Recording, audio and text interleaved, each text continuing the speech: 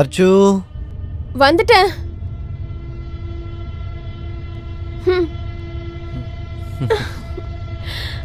விடுங்க, காலங்காத்தால என்ன பண்றீங்க? விடுங்க. என்னம்மா கல்யாணம் ஆகி 1 வருஷம் கூட ஆகல, அதுக்குள்ள விட சொல்லிட்டு இருக்க? நீங்க காலங்காத்தாலே ஆரம்பிச்சிட்டீங்களா? தங்கம், லவ் பண்றதுக்கு ராத்திரி என்ன காலையில என்ன? நான் பிரேக்ஃபாஸ்ட் வேற பண்ணணும். அப்படியா? அச்சு, இதெல்லாம் ரொம்ப தப்பு. எப்பெல்லாம் நான் போணும், என்ன விடுங்க. அடியே, இன்னைக்கு சண்டே, இன்னைக்கு எங்கடி போகணும் உனக்கு? இன்னைக்கு ஹாலிடே. உங்களுக்கு என்ன? நான் கைனகாலஜிஸ்ட் கிட்ட போகணும். 10 மணிக்கு அப்பாயின்மெண்ட் இருக்கு. உங்களுக்கு தான் என் கூட போவேனால. இங்க பாருமா, எனக்கு ஒரு ப்ராஜெக்டை சப்மிட் பண்ணி ஆகணும். அது சரி, டாக்டர் என்ன சொன்னாங்க உனக்கு? ரிப்போர்ட் வந்ததுக்கு அப்புறமா ட்ரீட்மெண்ட் பண்ணுவாங்க. அட, எல்லாத்துக்கும் மேல அம்மா கால் பண்ணி டார்ச்சர் பண்ணிட்டு இருக்காங்க. நீ ஏன் அவங்களோட போன் எடுக்கல? ஒரே விஷயம் தான், குழந்தை குழந்தை குழந்தை குழந்தை என்ன மார்க்கெட்ல கிடைக்குது? தயவு செஞ்சு அர்ச்சு இதை விடு. இந்த விஷயத்தை பெருசாக்கிட்டு இருக்காது. இன்னைக்கு இல்லைனாலும் நாளைக்கு குழந்தை பெத்துப்போம். அதான் ட்ரீட்மெண்ட் போய்கிட்டு இருக்குல்ல.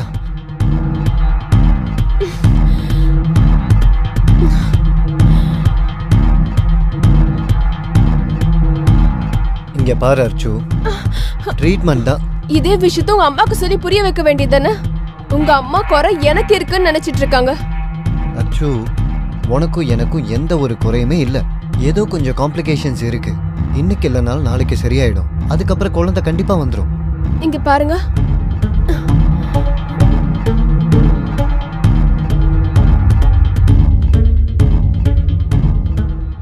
பாருங்க, எனக்கும் குழந்தை வேணும். சரி, நான் சமையல் செஞ்சு வச்சுட்டேன். நீங்க சாப்பாடு சாப்பிட்ருங்க. அப்புறம் ஒருவேளை நான் வரதுக்கு கொஞ்சம் லேட் ஆகலாம். நிறைய டெஸ்ட் எடுக்க வேண்டியது இருக்கு. ஓகேங்க மேடம்.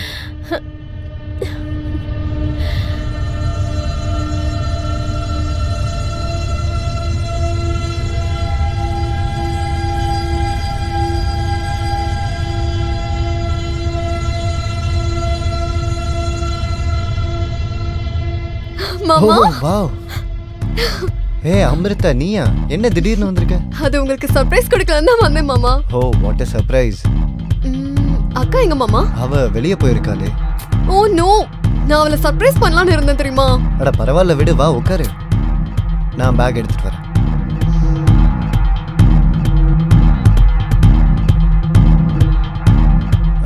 உனக்கு என்ன வேணும்? டீயா? என்ன மாமா, நீங்களும் காமன் பர்சன் மாதிரி டீ காஃபின்னு கேட்டுட்டு இருக்கீங்க. வைன் இல்லையா? வைனா? அட, எனக்கு நீ முன்னாடியே வைன் குடிப்பேன்னு தெரிஞ்சிருந்ததுன்னா எப்போவோ வாங்கி வச்சிருப்பனே. ஆனாலும் ஒரு விஷயம் இருக்கே. நீ வீடியோ காலில் குழந்தை மாதிரி இருக்க, ஆனா நேர்ல பார்க்கும்போது பெரிய ஆள் மாதிரி இருக்கியே. 18 வயசாயிடுச்சு எனக்கு. நான் இப்போ அடல்ட். அது பார்த்தாலே தெரியுது. நான் செம ஃபிகரா இருக்கேன்ல? அதுல எந்த டவுட்டும் இல்ல. மாமா, ராத்திரியில நான் உங்க பொண்டாட்டி நினைச்சிட்டு என்ன எதுவும் பண்ணிடாதீங்க. அட, நீ பயங்கர ஜாலியா பேசுறியே. as usual. சரி, அக்கா எங்க போயிருக்கா? உன்னோட அக்கா கைனகாலஜிஸ்ட பார்க்க போயிருக்கா. ஏதாச்சும் குட் நியூஸா? அட இல்லம்மா, குட் நியூஸ் எதுவும் இல்ல. அதுக்காக தான் போயிருக்கா டாக்டர் கிட்ட. என்ன மாமா நீங்க அக்காவை ஃபோர்ஸ் பண்றது இல்லையா? வயக்ரா எடுத்துக்கிட்டு வேலையை காட்ட வேண்டியதானே? ஏய், என்ன வேணா பேசுவியா நீ? மாமா மாமா மாமா மாமா சாரி மாமா, நீங்க கோச்சுக்கிட்டீங்களா? நான் சும்மா தானே விளையாடுனேன் உங்ககிட்ட. எனக்கு உங்களோட ஆண்மை மேல எந்த டவுட்டும் இல்ல மாமா. நீங்க ரொம்ப ஸ்ட்ராங்கான பர்சன். நான் ஃப்ரெஷ் ஆயிட்டு வந்துடுறேன். சரி மாமா, நான் இன்னும் 1 வாரம் இங்கதான் இருப்பேன். என்னோட விளையாட்டுக்கெல்லாம் பழகிக்கோங்க.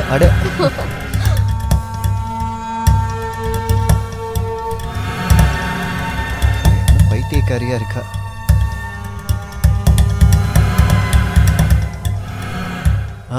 சர்மா சார், அடுத்த ஃபைலை சீக்கிரமாவே அனுப்பிச்சிடுறேன். கொஞ்சம் டைம் மட்டும் கொடுங்க.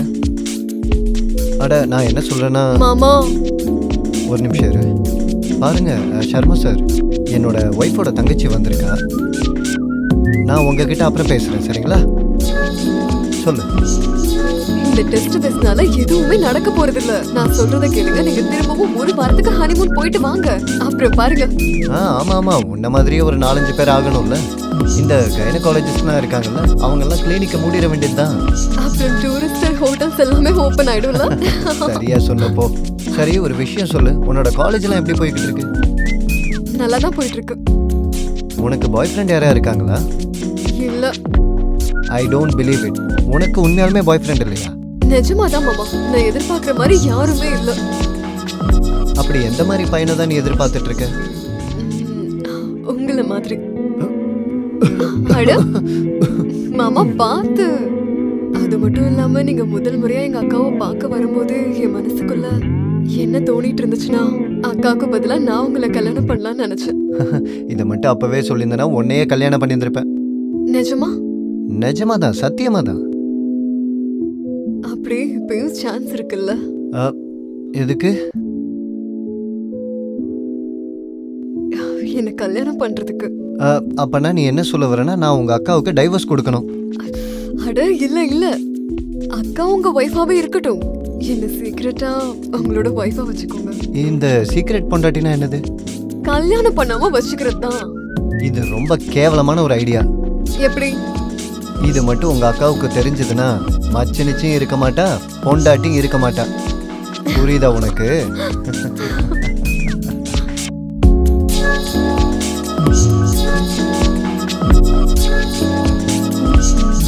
அட சர்மா சார், நான் ஃபைல் அனுப்பிச்சிட்டேன். உங்களோட டேபிள்ல தான் இருக்கு, பார்த்து எடுத்துக்கோங்களேன். என்ன சார் நீங்க சின்ன சின்ன விஷயத்துக்குலாம் கால் பண்றீங்க? அப்புறம் நான் உங்ககிட்ட சொன்னல அந்த இன்னொரு கிளையண்ட், உங்களுக்கு ஞாபகம் இருக்கா? அவன் ரொம்ப கஷ்டப்படுத்திட்டு இருக்கான் சார். இல்ல நான் சாருக்கு மெயில் பண்ணிட்டேன், பாப்போம் சார் என்னதான் சொல்றாருன்னு. சரி சரி, ஒன்று பண்ணுங்க, நீங்க கொஞ்ச நேரம் கழிச்சு கால் பண்ணுங்க, அப்புறம் நம்ம ஃப்ரீயா பேசுவோம். ஓகே.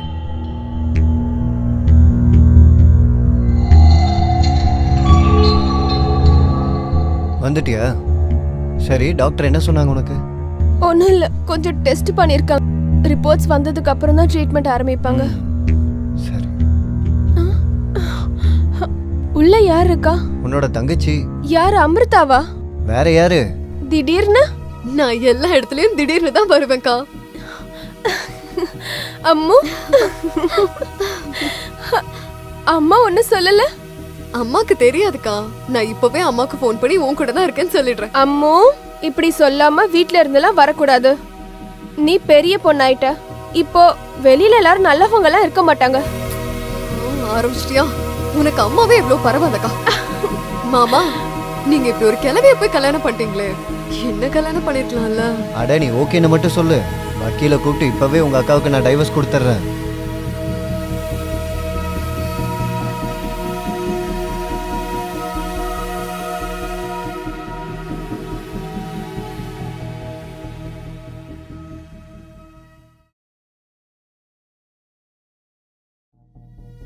இவளுக்கு புரிய வைக்காம நீங்களும் அவ கூட சேர்ந்து விளையாடிட்டு இருக்கீங்க. அட இப்ப எதுக்கு நீ கோவிச்சுக்கிற? அவ சின்ன பொண்ணு, கொஞ்ச நாள் எல்லாத்தையும் புரிஞ்சுப்பா. இப்பதானே அவ காலேஜ் போய்கிட்டு இருக்கா, நம்ம கொஞ்சமாவது அவளுக்கு ஃப்ரீடம் கொடுக்கணும்ல. நான் வீட்ல இல்லாத நேரம் நீ உன் இஷ்டப்படி நடந்துகிட்டு இருக்கியா? உன்னை யாரும் நிறுத்தவும் மாட்றாங்க, எதுவும் சொல்லவும் மாட்றாங்க. நீ உன் இஷ்டப்படி ஃப்ரீயா இருக்க. அக்கா, நான் உனக்காக லஸ்ஸி பண்ணி வச்சிருக்கேன். லஸ்ஸியை குடிச்சிட்டு காமாரு. நான் இதோ வந்துடுறேன்.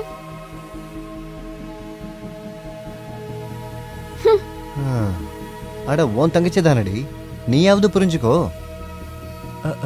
ஐயோ மேடம், சாரி, நான் போய் பாத்திரத்தெல்லாம் விளக்கிடுறேன்.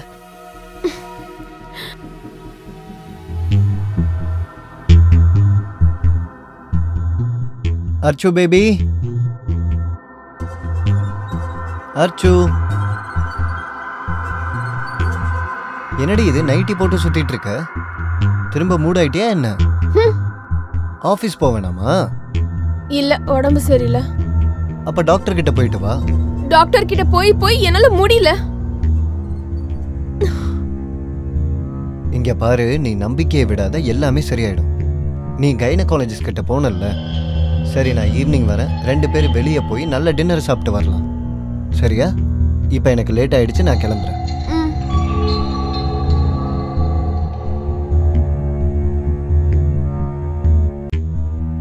சரி, உடம்ப பார்த்துக்கோ. ம். பாய், நான் கிளம்புறேன்.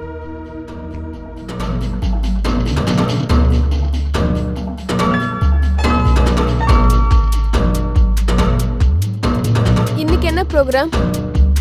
என்னம்மா இன்னைக்கு நீ திரும்பவும் ஷர்ட் அயன் பண்ணல? அப்புறம் நான் ஆஃபீஸ்க்கு என்ன தான் போட்டு போகிறது? நீங்க 2 பேரும் என்ன வீட்ல தனியா விட்டுட்டு போறீங்களா? ஏன், உன்னோட ஃபோன் உங்ககிட்ட தானே இருக்கு, அதை வச்சு உன் ஃப்ரெண்ட்ஸுக்கெல்லாம் டெக்ஸ்ட் பண்ணு. மாமா நானும் உங்க கூட வரேனே உங்க ஆபீஸ்க்கு. நீ என் கூட ஆஃபீஸ்க்கு வந்து என் கொலீக்ஸ் எல்லாம் என்ன கிண்டல் பண்ணணும், அப்படிதானே? இல்ல, உங்க பாஸை கரெக்ட் பண்ணி நான் உங்களுக்கு ப்ரமோஷன் வாங்கி தரேன். No thanks. இந்த சர்வீஸ் எல்லாம் உங்க அக்காவுக்கு கொடுப்போம்.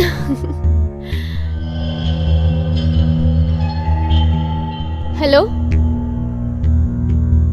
Hello hello. என்ன ரிப்போர்ட் வந்திருக்கு? எல்லாம் ஓகே தானே? சரி, நான் என் ஹஸ்பண்ட் கிட்ட பேசிட்டு உங்ககிட்ட என்னன்னு சீக்கிரமா சொல்றேன். தேங்க்யூ.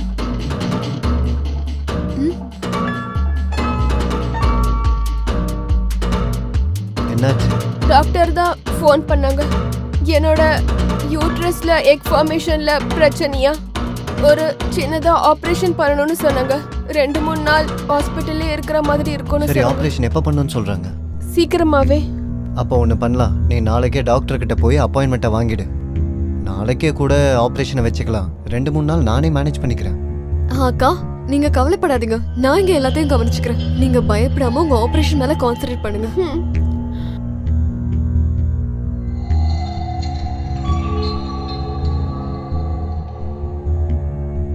ஹலோ. ராகேஷ், ஒன்றும் இல்லை, அர்ச்சனாவுக்கு ஆப்ரேஷன் நடக்க போகுது. ஸோ ஒரு 2-3 நாளைக்கு நான் ஆஃபீஸ் வரமாட்டேன்னு நினைக்கிறேன். நீ இருந்து எல்லாத்தையும் சமாளிச்சுக்கோ. சரி சரி, பாய். என்னாச்சு அக்கா, எப்படி இருக்காங்க மாமா? அவன் நல்லா இருக்கா, மேஜர் ஆப்ரேஷன் எதுவும் கிடையாது. டாக்டர் சொல்லியிருக்காங்க ஃபைபர் ரேட்டிங் இன்க்ரீஸ் ஆயிருக்குன்னு, அதை கட் பண்ணி ரிமூவ் பண்ணணும். ஸோ ஆப்ரேஷன் அவ்வளோதான், ஒன்றும் பிரச்சனை இல்லை.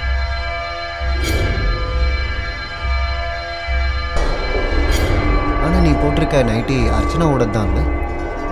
இல்ல, நான் ஷார்ட் பேண்ட்ஸ் எடுத்துட்டு வந்திருந்தேன், அதனால தான் நான் இதை போட்டிருக்கேன் மாமா. ஏன் மாமா, நைட்டு நல்லா இல்லையா? இல்லை இல்லை, ரொம்ப சூப்பராக இருக்குது, செம்மையாக இருக்கு. சரி வாங்க மாமா, சாப்பிடலாம். சரி.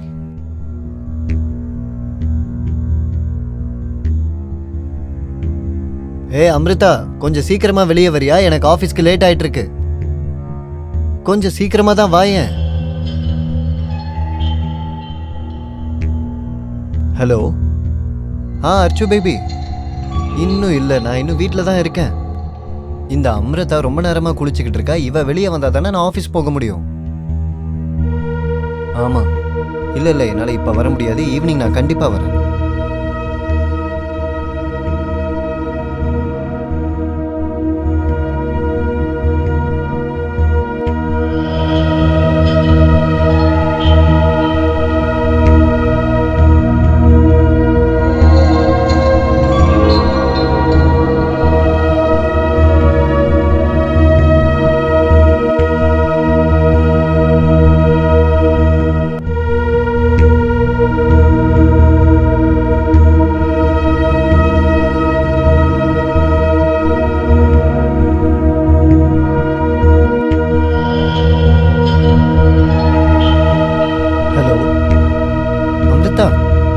திடீர்னு எதுக்கு கால் பண்ணியிருக்க?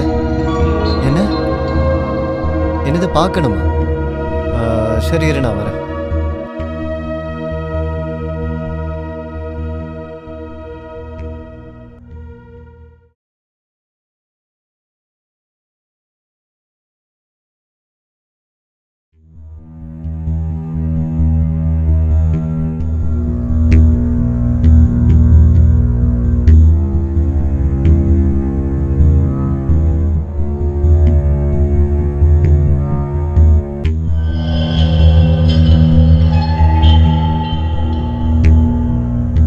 பிரெக்னெண்டா இருக்கியா?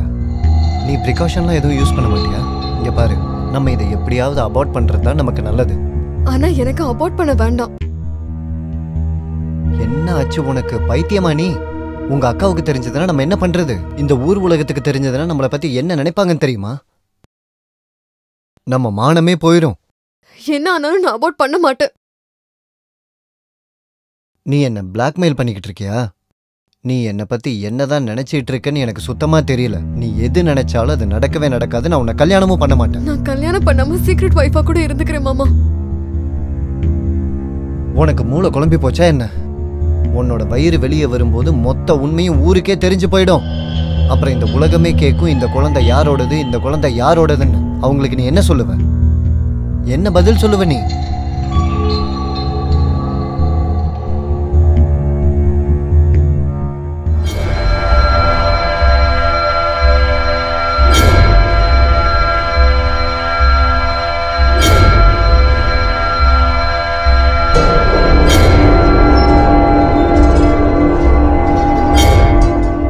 குழந்தை மாதிரி பண்ணிட்டு இருக்காத.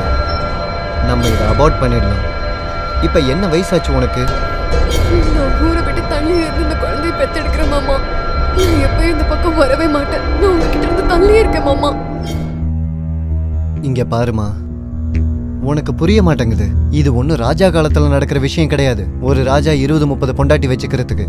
இங்க பாருமா, இது ஒரே ஒரு நாள்ல நடக்கிற விஷயம் தான். அபார்ஷன் பண்ணிடலாம், அதுக்கப்புறம் எல்லாமே சரியா போயிடும். உங்களுக்கு தெரியாத நான் எவ்வளவு சோகமா இருக்கேன்னு. எனக்கு ரொம்ப கஷ்டமா இருக்கு மாமா. உங்களுக்கு என்னால எந்த கஷ்டமும் வேண்டாம். சரி, அப்ப உனக்கு என்ன தோணுதோ அதை நீ பண்ணு. எனக்கு என்ன தோணுதோ அதை நான் பண்ணிக்கிறேன்.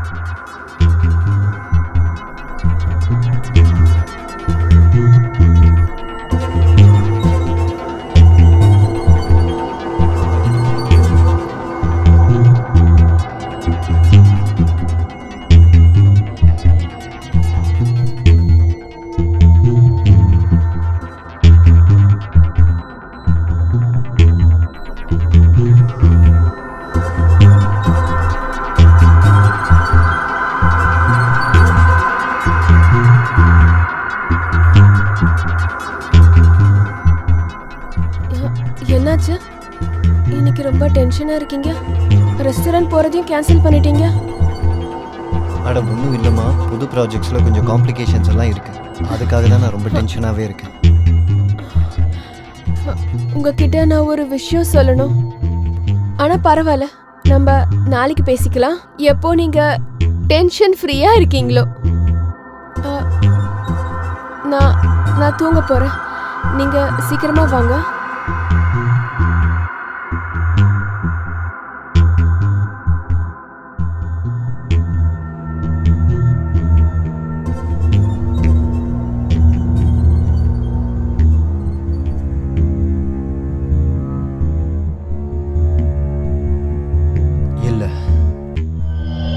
இந்த அமிர்தா விஷயத்துக்கு நம்ம ஏதாவது பண்ணிதான் ஆகணும்.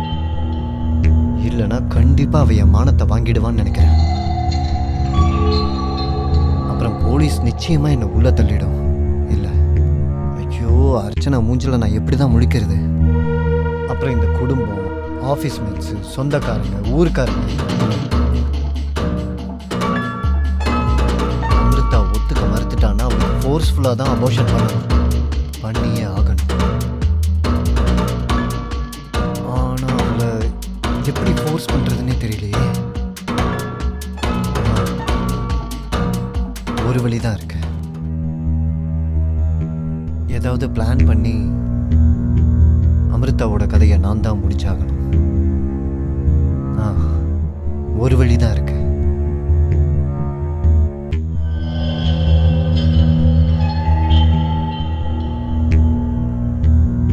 ஹலோ அம்மா, சொல்லுங்கம்மா. அம்மா, அர்ச்சனா தூங்கிட்டு இருக்கா. அவளுக்கு கொஞ்ச நாளா உடம்பு சரியில்லைம்மா. அம்மா, நீங்க மறுபடியும் முதல்ல இருந்து ஆரம்பிக்காதீங்க. அம்மா, எங்களுக்கு ஒரு குழந்தை பிறக்கலன்னா நாங்க ஒரு குழந்தைய தத்தெடுத்துக்கிறோம். வேற என்ன சொல்றது? எல்லா விதமான ட்ரையும் நாங்க பண்ணிட்டோமா. இப்ப ஒரே ஒரு வழிதான் இருக்கு.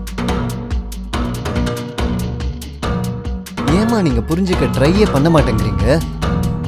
அட, யாருக்கிட்ட தான் நாங்க போகாம இருந்தோம்? இருக்கிற எல்லா மந்திரவாதிங்க கிட்டையும், சாமியாருங்க கிட்டையும், டாக்டர் கிட்டையும் போயிட்டோம். இப்ப எதுவுமே பாக்கி இல்ல. எவ்வளோ நாள் தாமா வாரிசு வாரிசுன்னு சொல்லிட்டே இருக்க போறீங்க? மா, இங்க பாருங்க, நான் கொஞ்சம் இப்ப டென்ஷனா இருக்கேன். நான் உங்ககிட்ட அப்புறமா பேசுறேன், வைங்க. ஒரு ஒருவேளை அமிர்தாக்கு பதிலாக அர்ச்சனாவை போட்டு தள்ளிட்டா? அர்ச்சனாவால எனக்கு குழந்தைய கொடுக்க முடியாது. அப்புறம் அமிர்தாவோட வயிற்றுல என்னோட குழந்தை தான் இருக்கு, என்னோட வாரிசு. அர்ச்சனா செத்து போனதுக்கு அப்புறம் அமிர்தாவை கல்யாணம் பண்ணிக்க வேண்டியதுதான்.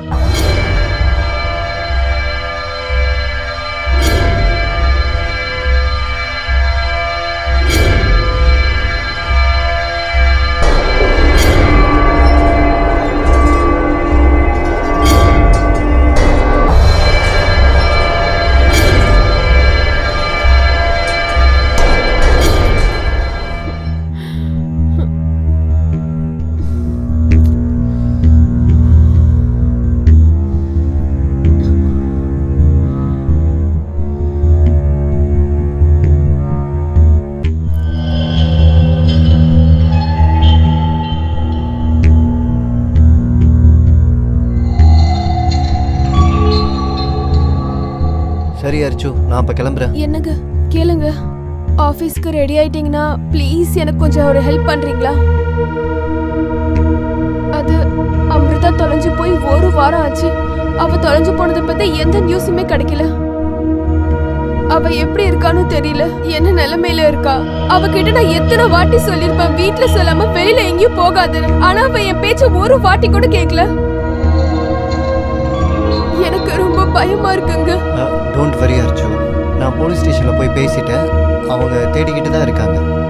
நம்ம அமிர்தா கிடைச்சதுமே அவங்க நம்ம கிட்ட இன்ஃபார்ம் பண்ணிடுவாங்க. நீ டென்ஷன் ஆகாது.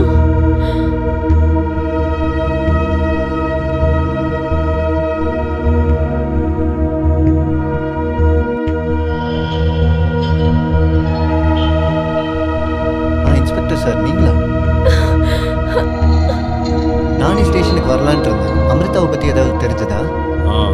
எங்க இருக்கா அவ? அமிர்தா அக்கா, அம்மு அம்மு அம்மு.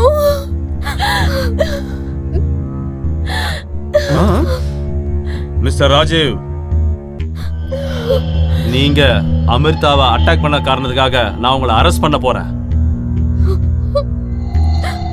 ஆமா, நீங்க இவங்களை கொலை பண்ண ட்ரை பண்ணிருக்கீங்க. அதனால தான் இவங்க ஹாஸ்பிட்டல்ல ஒரு வாரமா அட்மிட் ஆயிருக்காங்க. அப்புறம் நீங்க தான் இவங்களுக்கு அபார்ட் பண்ணி விட்டுருக்கீங்க, புரியுதா? என்ன சொல்றீங்க நீங்க? அபார்ஷன் பண்ணிருக்காங்களா? ஆமா, ராஜிக்கும் உங்க தங்கச்சிக்கும் நடுவுல இல்லீகல் அஃபேர் இருந்திருக்கு.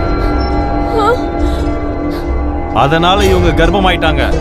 அப்புறம் இவரு உங்க தங்கச்சியை கொலை பண்றதுக்காக ட்ரை பண்ணிருக்காரு, புரியுதா?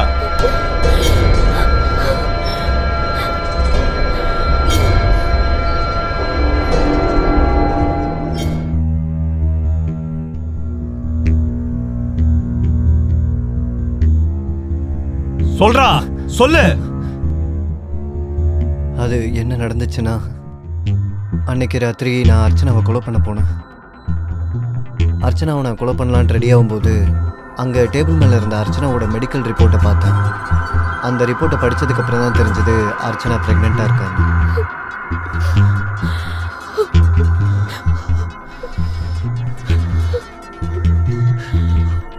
இப்போ என்கிட்ட 2 சாய்ஸ் இருந்துச்சு. நான் என்ன முடிவெடுத்தேன்னா அர்ச்சனாவை கொல்ல வேண்டாம்னு தான். அவளுக்கு பதிலாக அமிர்தாவை கொண்டுடலான்னு நினச்சேன். ஆனால் அவளுக்கு நேரம் ரொம்ப நல்லா இருந்தனால அவள் தப்பிச்சிட்டா. என்னோட விதி தான் சரியில்லாமல் போயிடுச்சு. தப்பு பண்ணி மாட்டிக்கிட்டேன். மிஸ்டர் ராஜீவ், நீங்க ஒரு பொண்ணை அட்டெம்ப்ட் மர்டர் பண்ண ட்ரை பண்ணதுக்கும் இன்னொரு பொண்ணை ஏமாத்துனதுக்கும் உங்களை நான் கைது பண்றேன். வா.